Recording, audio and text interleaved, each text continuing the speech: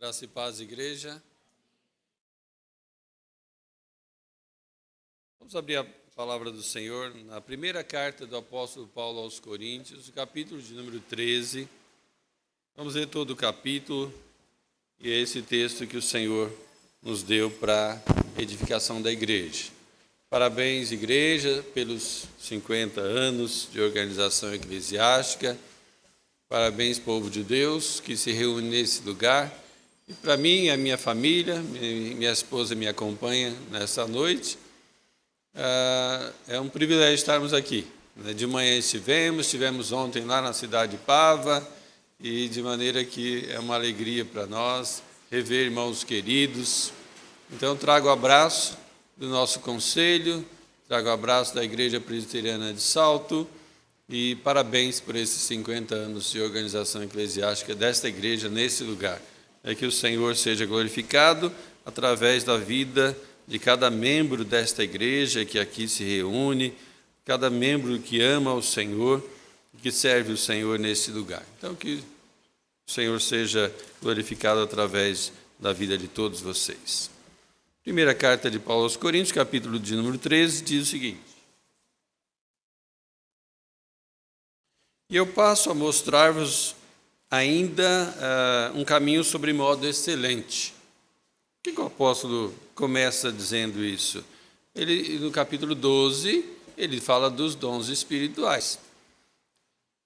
E vai falar de todos os dons. O Senhor chamou uns para apóstolos, outros para profetas, outros para evangelistas, pastores e mestres, uns com dons de curar, outros dons de língua. O Senhor concedeu vários dons para edificação do corpo de Cristo, e o Senhor nos deu individualmente, cada um, para fazer parte desse corpo. E ele então agora está dizendo, olha, mas há um caminho, que é sobremodo excelente, esse do exercício dos dons, e ele vai descrever qual é esse caminho. Então preste bem atenção. Ainda que eu fale as línguas dos homens e dos anjos, se não tiver amor, serei como bronze que soa ou como símbolo que retine. Ainda que eu tenha o dom de profetizar e conheça todos os mistérios e toda a ciência, e ainda que eu tenha tamanha fé a ponto de transportar montes, se não tiver amor, nada serei. E ainda que eu distribua todos os meus bens entre os pobres, e ainda que eu entregue meu próprio corpo para ser queimado, se não tiver amor, nada disso me aproveitará.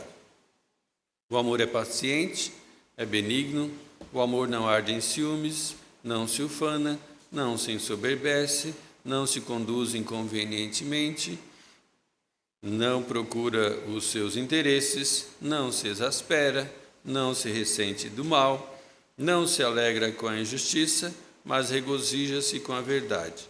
Tudo sofre, tudo crê, tudo espera, tudo suporta. O amor jamais acaba, mas havendo profecias, desaparecerão, havendo línguas, cessarão, havendo ciência, passará. Porque em parte conhecemos e em parte profetizamos. Quando, porém, vier o que é perfeito, então o que é em parte será aniquilado. Quando eu era menino, falava como menino, sentia como menino, pensava como menino.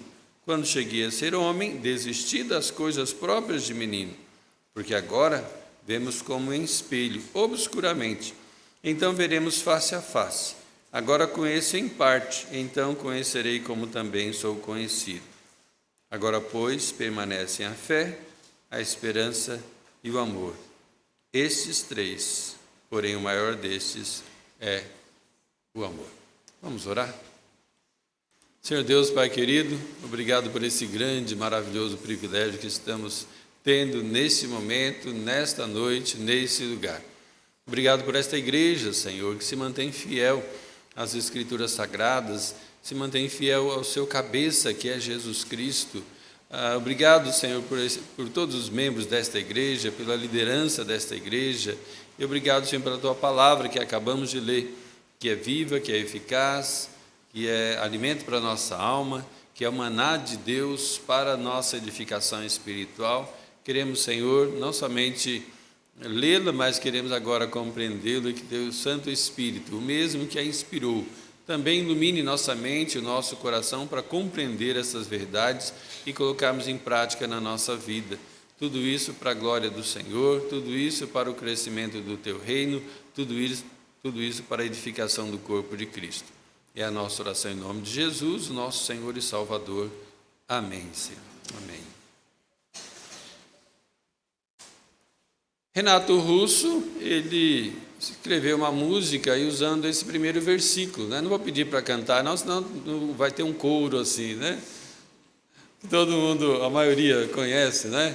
É preciso amar, não, ainda que eu fale, né? Porque ele também fez, é preciso amar as pessoas como se não houvesse amanhã, né? Mas ele então pegou o primeiro versículo desse texto e também desta poesia e fez a música Monte Castelo, né? Então podemos dizer que pelo menos uma vez ele pegou a Bíblia para ler, né? Se foi útil, se não foi, então não sabemos, mas o que nós sabemos é que ele teve acesso às Sagradas Escrituras. Também essa poesia, porque é uma poesia esse texto, poesia a respeito de um amor. Nós veremos qual amor é esse. Alguns namorados também leem esse texto para as namoradas, né? Alguns pastores se utilizam desse texto para fazer cerimônias matrimoniais, né? Mas a pergunta é, qual o objetivo do apóstolo Paulo escrever esse texto nesta carta, nesse lugar, capítulo 13 de 1 Coríntios? Eu queria que você imaginasse esse capítulo 13 como um hambúrguer de um sanduíche. Então tem o pão de um lado, tem o pão do outro e tem o sanduíche, e tem o hambúrguer no meio. O capítulo 13 é esse hambúrguer que está no meio. O capítulo 12 vai falar sobre os dons espirituais. Vai descrever quais são, vai mostrar que o Senhor concede cada um individualmente. Então, no momento da sua conversão, você recebe um dom espiritual para ser usado na igreja. E ele vai dizer também, no capítulo 12, primeiro versículo, ele diz assim: não quero, irmãos, que sejais ignorantes com respeito aos dons. Por quê? O apóstolo Paulo está escrevendo essa carta para a igreja de Corinto para resolver problema. A igreja de Corinto é uma igreja muito problemática e o apóstolo Paulo então escreve essa carta para resolver problemas, e a gente vê muitos movimentos utilizando essa carta por causa dos dons, né? Na verdade, o apóstolo Paulo está combatendo, né, esse problema que existia na igreja de Corinto. Qual que era o problema? Então, a igreja de Corinto tinha divisão, porque uns diziam assim: eu prefiro a pregação do apóstolo Paulo. Outros diziam: não, o Pedro prega melhor. Outros diziam: não, Apolo é o melhor pregador. Não, é Cristo o melhor pregador. Então, havia divisões, havia também rivalidades, havia litígio. Isso é, um irmão tinha uma casa de aluguel que alugou para o irmão da igreja. Só que o irmão saiu e não pagou os aluguéis. E aí, o que o irmão proprietário fez? Foi lá no fórum e processou o irmão. E aí Paulo vai dizer: não tem nenhum crente nessa igreja não, para juntar esses dois em uma mesa e dizer: vamos resolver esse problema, sem precisar que o ímpio resolva o problema do corpo de Cristo, né? Dos irmãos ali. E o apóstolo então vai duramente combater. Tinha um problema também da imoralidade, capítulo 5 vai mostrar isso, né? A questão do incesto, e de maneira que o apóstolo está continuamente resolvendo problemas. Essa não é a primeira carta, né? Porque nesse texto ele vai dizer que já em carta vos escrevi, né? 5:9, né? Já em carta vos escrevi que não vos associei com impuros, tá? Então essa certamente é a segunda carta, não a primeira, né? Mas não temos a primeira, então colocamos essa aqui como primeira também, né? O apóstolo Paulo também nessa carta vai estar respondendo alguns questionamentos que foram feitos a ele através de carta. Ele diz isso, né? Quanto ao que me escreveste, está lá em 7:1, é bom que o homem não toque em mulher. Então, no capítulo 7, quando ele vai falar, né, da sexualidade, do relacionamento, e ele então vai dizer: olha, quanto aquilo que vocês me perguntaram, então a minha opinião é essa. Esta igreja foi fundada pelo apóstolo Paulo. O apóstolo Paulo que fundou esta igreja na cidade de Corinto. Mas agora ele está em Éfeso.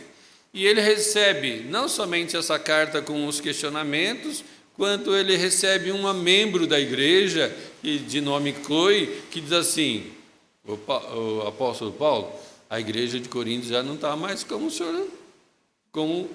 era quando o senhor estava lá. Olha, está acontecendo alguns problemas, e relata os problemas, né? Essa irmã Chloe, porque o objetivo não era fofoca, o objetivo era que ela queria que ele ajudasse a igreja a resolver esses problemas, né? Que muitas coisas ali estavam em desacordo com aquilo que o apóstolo Paulo havia ensinado. Então Paulo escreve essa carta, né, como uma vacina contra os problemas, e o objetivo era corrigir os problemas doutrinários, corrigir os problemas morais que estavam afetando a igreja de Jesus Cristo. E ele escreve essa carta então, e essa carta é mais ou menos uma carta disciplinar, porque ele disciplina a igreja, né, mostrando, olha, vamos tomar cuidado com a igreja de Jesus Cristo, porque nós somos a igreja de Jesus Cristo. Então, quais problemas que tinha naquela igreja? O abuso do dom de línguas, porque assim como hoje em dia, nas igrejas que dão ênfase, né, nos dons espetaculares, né, que na nossa concepção e bíblica cessaram, tem dois grupos de pessoas, aqueles que falam em línguas e aqueles que não falam. Então, esses que não falam são crentes de segunda categoria, esses que falam, crentes de primeira categoria. Então, os daqui querem ser de primeira, então tem essa divisão também. Então, tinha lá na igreja de Corinto a mesma coisa, né? Quanto aos dons espirituais e dons de língua. Tinha também as divisões, as invejas, né? O egoísmo, também a impaciência, né, com os outros no momento do culto, comportamento que estava envergonhando, e aí então o apóstolo diz, deixa eu escrever para esta igreja para resolver esses problemas, e vai elencando. E o capítulo 12 e o capítulo 14, como já disse, ele fala dos dons espirituais. Diferentemente do capítulo 12, que ele relaciona os dons espirituais e mostra que cada um de nós recebemos do Senhor, através do Espírito Santo, dons espirituais para ser usados no corpo de Cristo, no capítulo 14 ele vai enfatizar o dom de profecia e o dom de línguas, dizendo, profecia aqui não é profetada, né? Profetada é quando a pessoa diz assim, olha, Deus mandou dizer para você tal coisa. Mas na verdade Deus não mandou nada, é da mente dele, e ele então vai e inventa alguma coisa para dizer, eu sou espiritual, olha, eu tenho comunhão com Deus mais do que você, por isso que Deus fala comigo e não fala contigo. Não é isso, isso é profetado. Profecia é a exposição das Escrituras. O que eu estou fazendo hoje, eu estou sendo o profeta, porque eu estou expondo a profecia revelada de Deus que está aqui no capítulo 13 de 1 Coríntios. Então, o dom de profeta é aquele que expõe a palavra de Deus. E ele, então, no capítulo 14, vai dizer que o dom de profecia é superior ao dom de línguas. E o capítulo 14 vai falar mais especificamente desses dois dons. E aí, então, eu queria até colocar um desafio para você. Né? Na sua casa, leia o capítulo 12, capítulo 13 e capítulo 14 de uma só vez, né, como tarefinha aí para a sua casa durante essa semana, para você compreender melhor o capítulo 13, você precisa então ler o 12 e o 14 também. O apóstolo Paulo, então, no capítulo 14, vai dizer, olha, quando estiver acontecendo dom de línguas, se tiver intérprete, então que se fale, se não tiver, então fique calado na igreja, e no máximo 3, né, se tiver intérprete, se não tiver, então não fale, né? E aí, por isso que ele vai dizer, olha, eu vou mostrar para vocês agora, no capítulo 13, um caminho sobremodo excelente, porque o caminho do uso dos dons e talentos é um caminho excelente. A igreja que cada um tem a consciência do dom espiritual que recebeu, e usa na igreja para abençoar pessoas, né, para edificar o corpo de Cristo, isso é uma bênção. É uma bênção mesmo, quando cada um de nós reconhecemos, olha, eu recebi o dom espiritual de tal, eu vou usá-lo para a glória de Deus no corpo de Cristo. E faz isso, a igreja é edificada. Então, isso é uma coisa boa. O apóstolo vai dizer, eu vou mostrar para vocês um caminho sobremodo excelente. Esse é excelente dos dons, mas o caminho do amor é sobremodo excelente. Mas o que é amor para Paulo, né? No português se fala assim: eu amo o meu cachorro. Eu amo a Deus. Mas você ama o seu cachorro e ama a Deus, a mesma palavra você usou para o cachorro, você usa para Deus, mas é o mesmo amor que você tem para o cachorro, você tem para com Deus? Não. Mas é a mesma palavra, no português só tem uma palavra para amor, é amor. Então, mas na língua original, no grego, são 4 palavras para expressar amor. E então, qual dessas 4 palavras o apóstolo está usando aqui nesse capítulo 3? Então, a primeira palavra que existe no grego é o storge. Storge é amor de afeição, é esse do cachorro. Eu tenho afeição pelo meu cachorro, eu gosto do meu cachorro. Hoje em dia as pessoas estão invertendo as coisas, porque tem filho pet, tem aniversário de pet, e olha uma coisa, maldito é aquele que diz que o pet é seu filho. Aquele que faz aniversário para o pet, porque eu posso dar uma relação de 10 crianças que eu conheço que nunca teve aniversário, e que se você me disser assim, o dinheiro que eu vou gastar com o aniversário do meu pet, eu vou fazer aniversário de uma criança que nunca teve, Deus será glorificado.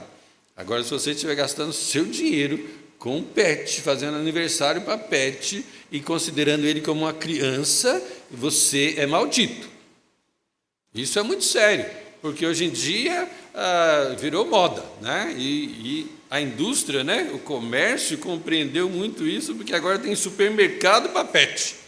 Você vai lá, tem um carrinho, e você vai fileiras e fileiras de prateleiras de coisas para pet. Isso aí, Deus não se agrada com essas coisas. Então, é esse primeiro amor, que é o amor storge. O segundo amor é o amor da amizade, o filia, que é o amor da amizade, Filadélfia, o amor fraterno, o amor de irmãos, de amigo, de companheiro. É amor também, mas não é um amor que você tem para Deus, que você tem o mesmo que você tem com o seu amigo, colega de trabalho, Tem também o amor romântico, que é o eros, que é de um homem para com a mulher, que é diferente do amor que você tem para com Deus, com o cachorro ou com o seu amigo. É o amor da esposa, é o eros, que tem a ver com a sexualidade também.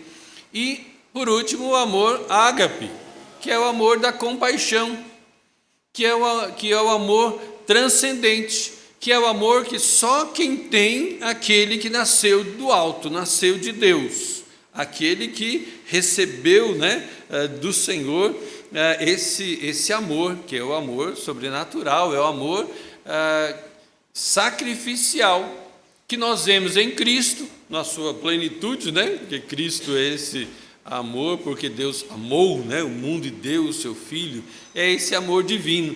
De maneira que é sobre esse amor divino que vem de Deus, o amor de Deus é derramado em vossos corações, a palavra de Deus diz isso. Então, você não encontra esse amor entre os ímpios, você não encontra esse amor fora do corpo de Cristo. Então, só quem faz parte do corpo de Cristo tem esse amor ágape, que é esse amor de compaixão, que é esse amor sacrificial. E é desse amor que o apóstolo está falando aqui. Ele não está falando do amor da amizade, nem do amor romântico, nem do amor de afeição. Ele está falando do amor compaixão, amor ágape. Isso tem que ficar bem claro, porque para você poder entender o texto. E o texto é dividido em 3 partes. Esse texto de 1 Coríntios capítulo 13. A primeira parte é do versículo 1 até o versículo de número 3, que ele vai falar da superioridade do amor.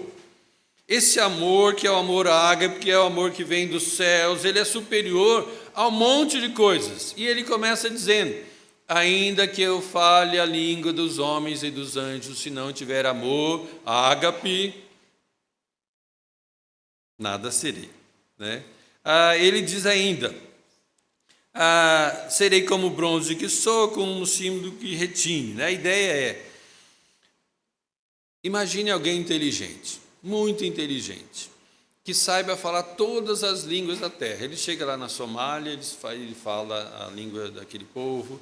Ele chega lá nos Yanomamis, ele também consegue falar fluentemente com os Yanomami. Ele chega lá no Japão, também consegue falar. Ele, então, tem um dom sobrenatural que ele consegue falar até com os anjos. Então, o autor, Paulo, vai dizer: ainda que isso seja possível que ocorra, se não tiver amor, não vale nada. A ideia de bronze que soa e símbolo que retine, né? Então você bate um sino.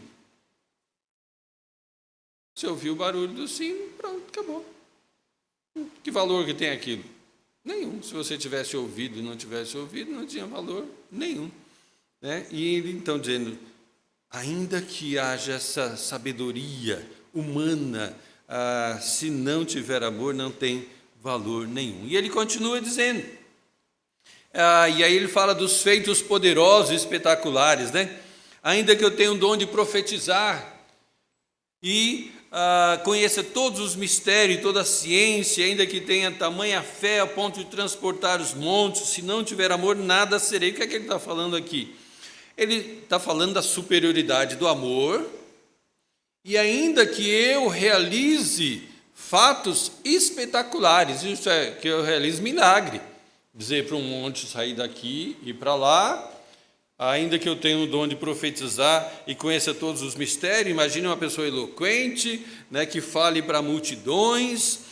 Ele diz, olha, se não tiver amor, esse amor que vem de Deus, esse amor com paixão, esse amor ágape, não tem valor nenhum. Você está fazendo em vão. E depois ele vai dizer de atos de misericórdia e ousadia. Verso 3. Ainda que eu distribua todos os meus bens entre os pobres e entregue o meu próprio corpo para ser queimado. Olha, puxa vida, eu doar todos os meus bens aos pobres é uma coisa boa.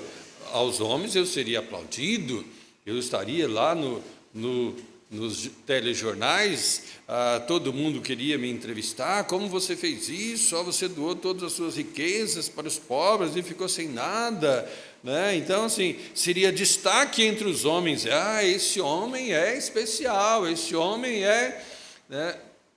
Ele diz, ainda que eu fizer isso, e ainda que eu dei o meu corpo para ser queimado, por causa da fé. Se não tiver esse amor divino, não tem valor nenhum. Então, nesses 3 primeiros versículos, ele vai dizer assim, a superioridade do amor, ágape, da compaixão. O amor é superior a tudo aquilo que o homem pode fazer. E dos versos 4 até o verso de número 7, ele vai falar o que é esse amor. Lembre-se, quando a gente vai se referir a Deus é abstrato. Você não consegue pegar Deus, né? Como é que você vai definir Deus, né? Você define Deus através de seus atributos. Deus é misericordioso, Deus é bondoso, Deus é onipresente. Então você descreve Deus através dos seus atributos. Com respeito ao amor, a mesma coisa. O que é amor? Consigo pegar amor? Não consigo pegar, é abstrato. Mas como que o apóstolo Paulo define o amor? Ele define o amor através das suas virtudes. As virtudes que o amor proporciona. E ele, então, do verso 4 até o verso de número 7, vai dizer quais são essas virtudes. E ele relaciona 15 características desse amor. Esse amor que é o amor divino, esse amor que só os cristãos possuem, esse amor que excede todo o entendimento nosso. E ele começa a descrever 15 características desse amor, 15 virtudes, né? É paciente, isso é lento na irritação, tem poder de vingar, mas não vinga. E aí eu lembro da experiência de Davi com Simei. Simei era um dos membros da família de Saul, que vivia na corte de Saul. Mas quando Davi assumiu o trono, então todos aqueles chupim, né, que vivia às custas do rei, tiveram que sair e ir trabalhar. E aí Davi trouxe a sua família, os seus parentes, para a corte. E esse Simei é um desses que deixou lá as regalias, né, os banquetes, para ir agora plantar, se quisesse comer, porque ele, afinal de contas, não tinha nenhuma aposentadoria, né? Não tinha como se sustentar se não fosse através da força do seu trabalho. E então, Davi está fugindo de Absalão, seu filho, e passa pela vila que Simei morava. E aí Simei olha que é Davi, começa a xingar o rei. Começa a tacar pedra, tacar terra. E enquanto a comitiva, né, porque Davi estava fugindo e os seus 500 homens acompanhando ele, enquanto eles passaram pela vila, Simei não parava de blasfemar e xingar Davi. E aí um dos soldados disse para Davi: o senhor quer que a gente vá lá e corte a cabeça dele? Que ele pare de xingar, porque afinal de contas era o rei, né? Não estava xingando o Zé que vende couve ali na esquina de casa. Ele estava xingando o rei. E Davi diz assim: não, deixa ele. Se Deus mandou ele falar isso, que ele continue falando. E aí prosseguiram, e durante toda a vila ele foi caminhando, depois saíram da vila, ele permaneceu e Davi foi embora. Então Davi tinha poder para mandar matar. Mas Davi disse: se meu próprio filho quer tirar minha vida, quanto mais esse aí, que não é nada meu. Então, Davi compreendeu que o amor é paciente. Ele teve paciência, né?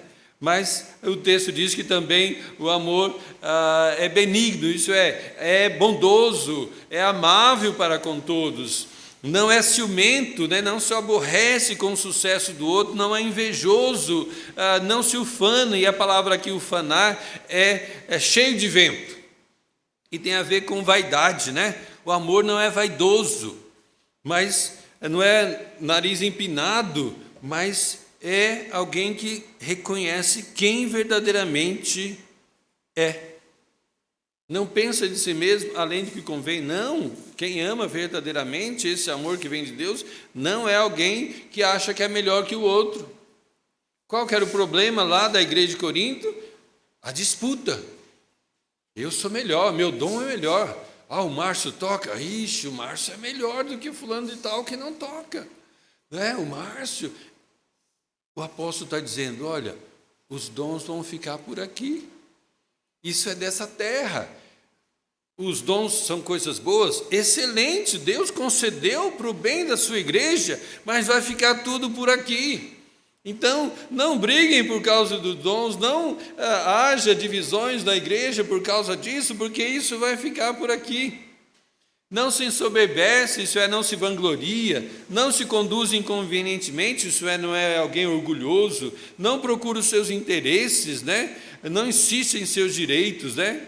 Mas, por quê? Porque o amor é inimigo do egoísmo, né? Quem tem o amor que vem de Deus não é egoísta, né?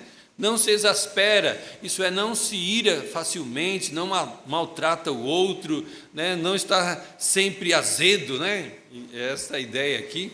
Não se ressente do mal, isso é, não guarda rancor, alguém que aprendeu a esquecer. Alguém te magoou, mas assim, esquece, deixa para lá, não, né? Não traz mais à tona aquilo, né?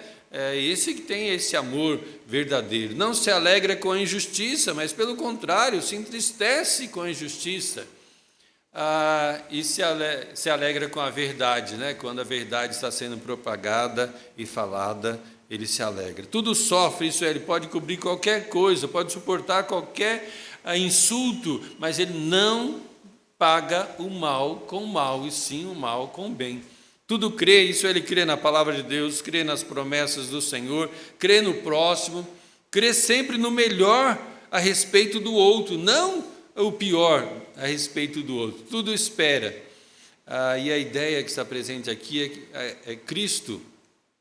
Ele nunca achava que alguém era incorrigível. Nós muitas vezes achamos que tem algumas pessoas que são incorrigíveis, que elas nunca vão mudar ou que não podem mudar. Não, Jesus Cristo sempre achava que era possível a mudança, porque Ele proporcionava essa mudança. E tudo suporta.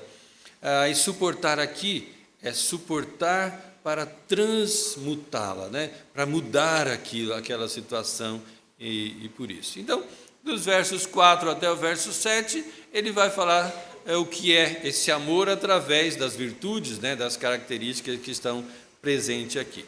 E do verso 8 até o verso 13, então, o capítulo é dividido em 3 partes. A primeira parte vai falar da superioridade do amor, né? Que o amor é superior a qualquer coisa que a gente pode fazer aqui. A segunda parte é o que é esse amor, né? Que é do verso 4 até o verso 7. E na terceira parte, que é do verso 8 até o verso 13, ele vai falar da eternidade do amor, que esse amor é eterno. E então ele vai contar 2 ilustrações. Uma ilustração a respeito do espelho. Existia em Corinto uma fábrica de espelho, mas não é o espelho que nós vemos hoje, né, de vidro, com aço por trás, que você vê nitidamente, né? Não, era um bronze que era polido e que se tornava, então, depois de tanto polido, você conseguia ver, mas não conseguia ver com nitidez, né? Com todas as expressões, todas as rugas, não dava para ver, mas dava para ver que o cabelo estava penteado, que não tinha nenhuma mancha no rosto, dava para ver o que precisava ser visto, mas não com detalhes. Ele vai usar, então, ele vai dizer assim: agora, irmãos, nós estamos vendo as coisas como um espelho, obscuramente, não com nitidez, né? Mas vai chegar um dia que nós iremos ver perfeitamente. Então vocês estão brigando agora com aquilo que ainda não é perfeito. Vocês estão tendo confusões na igreja com coisas que não deveria ser, porque ainda são coisas, ele usa a expressão, né? Em parte. Quando, porém, vier o que é perfeito, então o que é em parte será aniquilado. Nós estamos vendo o que é em parte. Um exemplo: nós sabemos que temos o novo céu e a nova terra, que tem esse lugar maravilhoso, que é um lugar perfeito, e nós seremos perfeitos, estaremos diante de um Deus perfeito, mas o que nós sabemos mais a respeito disso? Muito pouco. Que as ruas são de ouros, que não vai ter o sol, porque a glória de Deus vai iluminar, mas é só em parte, não sabemos detalhes, não sabemos perfeitamente como vai ser tudo isso. Nós sabemos em parte, mas quando vier o que é perfeito, o que é em parte será aniquilado. Isso é, eu vou contemplar a realidade, como é. Agora não, nós só temos pouca noção a respeito disso. O apóstolo Paulo mesmo disse, né? Nem olhos viram, nem ouvidos ouviram, nem jamais penetrou em coração humano o que Deus tem preparado para aqueles que o amam. Então a gente não sabe muito pouco. É só uma parte. É como se fosse um espelho, obscuramente. Mas haverá um dia que nós iremos ver face a face. E veremos perfeitamente. Ele usa então esse exemplo para dizer: não brigue com o em parte, porque virá o perfeito. Ainda vocês estão brigando com essas coisas. E ele usa então outra ilustração do menino. Olha, quando eu era menino, pensava como menino, falava como menino, brincava como menino. Quando eu cresci, desisti das coisas próprias de menino, porque estou adulto. É interessante que a nossa sociedade, ela quer castrar os meninos, né? Por quê? Imagina uma professora, a menina um pouco mais hiperalta, chama a mãe e diz assim: leva no psicólogo, leva no psiquiatra, porque o menino tem TDAH, tem não sei o quê, não sei o quê, não sei o quê. Gente, nós precisamos desses meninos para pintar os prédios. Esses meninos que no futuro vão ter coragem de sentar numa cadeirinha e ficar pintando negócio a 100 metros de altura. É os meninos que são mais espertos, que as pessoas não querem, eles são mais ativos. E aí nós queremos o quê? Castrar esses meninos para que eles fiquem dopados, né? Quantas vezes os pais levam as crianças nesse psiquiatra, e eu assisti um documentário do Brasil Paralelo, que chama Fábrica de Sanidade, eu recomendo, que o psiquiatra estava dizendo.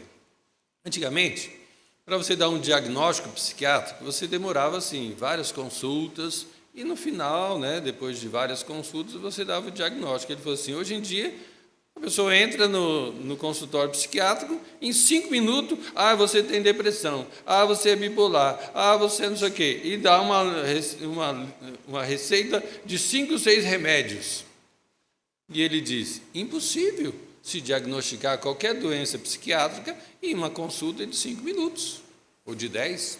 Então, assim, o que é que tem sido feito? Tem sido feito uma máquina de fazer com que as pessoas vão se dopando com remédios, com remédios, com remédios. Se você dá remédio para uma criança de 7 anos, um remédio psiquiátrico, quando ela tiver 50, qual o remédio que ela vai estar tomando? Gardenal, vai estar babando, vai estar um monte de coisa. Por quê? Porque quem é que tem alta de psiquiatra? Ninguém. Mas por que não tem alta de psiquiatra? Porque existe uma indústria que ganha muito dinheiro com esses remédios. Então, quando é melhor você dizer para o seu filho, olha, se comporta mais na escola, senão você vai levar umas palmadas, né? Disciplinar a criança do que dopá-la, né? Porque nós precisamos de meninos espertos, porque há profissões perigosas, e é esses meninos que vão ter coragem de trabalhar nela. Então ele usa a expressão de menino. Olha, o apóstolo está chamando a igreja de Corintos de crianças espirituais. O autor aos Hebreus diz, leite vos dei de beber, não dei alimento sólido, porque vocês não podiam suportar. O apóstolo Paulo está fazendo a mesma coisa, vocês são crianças, vocês estão brigando por causa dos dons espirituais, vocês estão brigando por coisas que deveriam ser instrumento para a edificação do corpo de Cristo, vocês estão brigando. E então, chamando eles de crianças, né?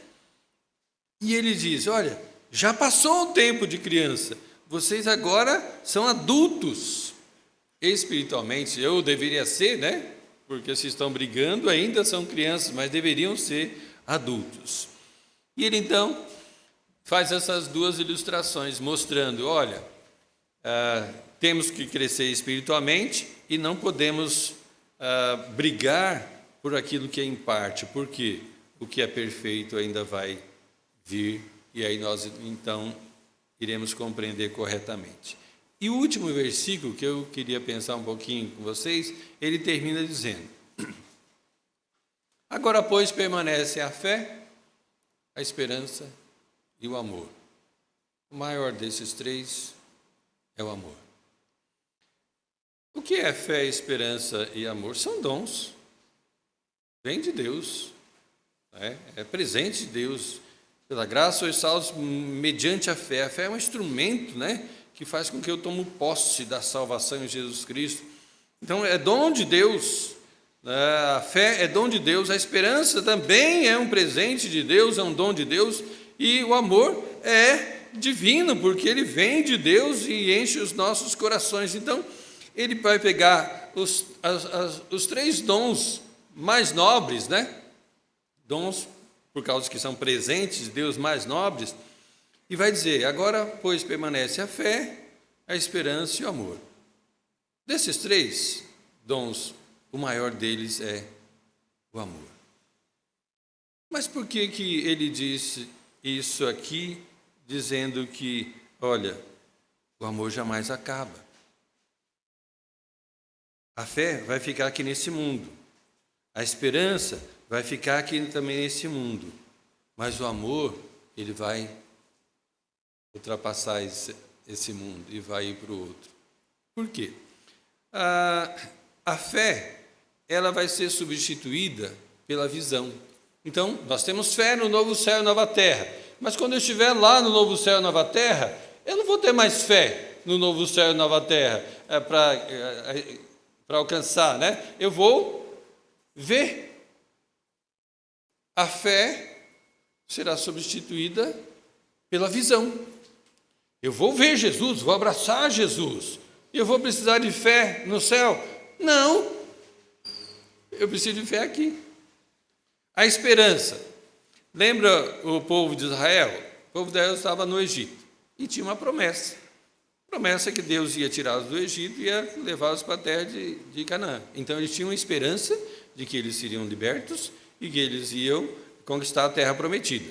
Então o Senhor os libertou, o Senhor os levou para o deserto e todo esse período eles tinham esperança. Vamos ganhar a nossa terra, a terra que manda leite e mel, que o Senhor prometeu. Então eles tinham esperança. Quando eles entram em Canaã e tomam a posse daquelas terras, eles não tinham mais esperança. Por quê? A esperança foi substituída pela posse. E assim também, quando nós estivermos no céu, não vamos ter esperança. Por quê? Porque já teremos tomado a posse desse lugar celestial maravilhoso que o Senhor preparou para nós. E o amor? O amor, ele não vai ser substituído, porque o amor é eterno. O amor jamais acaba. Então, lá no céu, eu ainda irei amar perfeitamente. Lá no céu vai ser esse lugar do amor eterno, da presença gloriosa de Deus, que não vai ter o sol, porque a glória de Deus vai iluminar aquele lugar. Lá no céu vai ser o lugar do amor. Por quê? O amor será a tônica, o amor será o lema, o amor vai envolver todo o ambiente, porque Deus é amor e esse amor de Deus vai atingir todo esse lugar. Por isso que o apóstolo Paulo vai dizer, o amor é maior, porque tanto a fé e a esperança são desse mundo, mas o amor é deste mundo, na vida daqueles que têm o Senhor Jesus Cristo, porque recebeu esse amor, mas é também do porvir. Por isso que dos três, o maior deles é o amor. Algumas aplicações para a nossa vida, também lembrando que o apóstolo está dizendo essa poesia para resolver problema. Ó, a igreja de Corinto, ele está dizendo, sabe qual a solução, a vacina para o problema de vocês? É o amor. Vocês não estão amando com amor, com paixão, com amor que vem de Deus, com amor divino. Vocês não estão amando um ao outro. Então, o que é que vocês precisam fazer? Vocês precisam amar como Jesus Cristo amou a sua igreja e a si mesmo se entregou por ela. De maneira que Paulo lembra aos crentes que os dons são temporários. Não vamos precisar, como eu disse do Márcio, tocar lá no céu, não. Todo mundo vai cantar perfeitamente, sem instrumentos. Isso será maravilhoso. Mas aqui nós precisamos, a igreja precisa dos dons.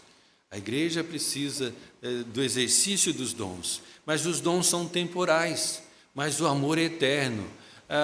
E Paulo está dizendo isso para os coríntios. Qual que eles vão escolher? Os dons ou o amor? Né? E aí por isso que a tradução aqui, esse negrito, né? Que não é tradução, esse título do capítulo está errado, né? O amor é o dom supremo. A ideia de dom aqui é como dádiva, né? Não como dom, né? Como é dom de apóstolo, como dom de profeta, não nesse sentido, mas como dádiva, né? O amor é a dádiva suprema de Deus, o presente supremo de Deus, né?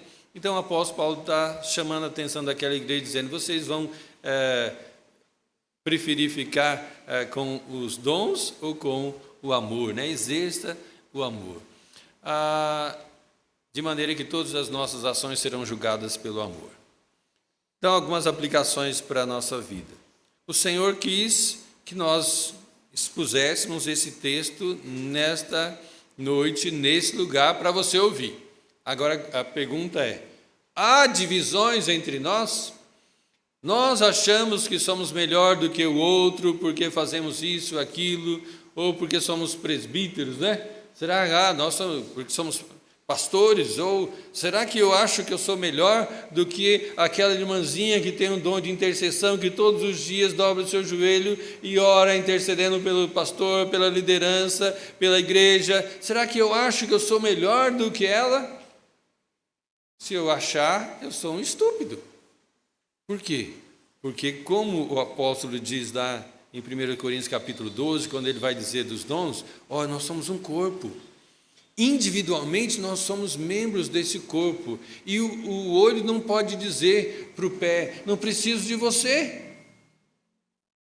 Porque nós precisamos uns dos outros. Não, mas eu queria... os olhos são mais bonitos do que aquele dedinho lá que tem a unha torta, né? Fazemos parte do mesmo corpo. Independente de qual dom nós temos, fazemos parte do mesmo corpo, e o corpo é de Cristo. Cristo que é glorificado quando nós exercemos os nossos dons e talentos. Mas o olho é mais importante. Tá bom, então, imagine um olho do meu tamanho, 1,87 m. O que ele vai fazer? Vai ser um monstro, vai ser uma anomalia, vai ser, vai ir para um laboratório para ser estudado. Não, preciso do pé, preciso da mão, preciso do olho, preciso da orelha, preciso de tudo. A igreja é isso, a igreja precisa de todos são importantes no corpo de Cristo. E Corinto, a igreja não estava compreendendo isso, e por isso há as divisões, por isso as brigas, né? Então, há divisões entre nós. Será que eu estou pensando de mim mesmo além do que convém? Então, esta é a primeira aplicação.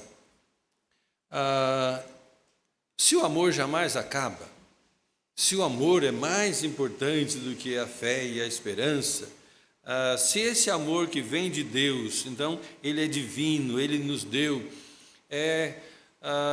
ele quer o quê? Que eu faça? Que eu ame. Jesus Cristo disse que as pessoas iriam crer nele se vê-se o amor dos crentes. Nisso conhecerão todos que sois meus discípulos, se amardes uns aos outros. As pessoas vão ver o amor da igreja e vão querer fazer parte dessa igreja por causa do amor que existe ali. E aí eu fico pensando, será que esse não é um problema que tem feito com que a igreja não cresça? Porque as pessoas não têm visto o amor de uns para com os outros?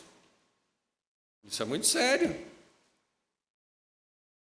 Você tem amado o seu próximo? Você tem amado os irmãos da igreja?